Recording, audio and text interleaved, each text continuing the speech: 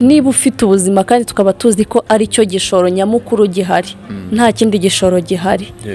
ubwo buzima nyine bukoreshe wikwitinya wikumva ko hari ibintu utagomba gukora wowe nimbikora bazanseka nimbikora bazamvuga umuntu umeze nkanjye uteye gutya ibyo bintu reka kubyumva we focusinga ku cyo ugomba kubyaza ubwo buzima ufite uwo munsi hari abantu batakoresheje igihe cyabo agikoresha atekereza ibintu bidafite ikintu bimumariye bitazagira ikintu bimugezaho uyu munsi arwaye indwara ya stroke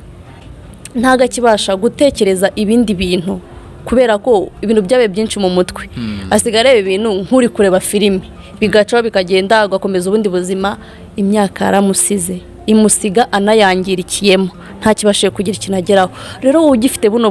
buzima butarwaye gerageza ibyo bintu uri gutekereza gukora ubishyire hanze niyo ngingo ihari yonyine izagufasha kubungabunga icyo gishoro cyawe cy'ubuzima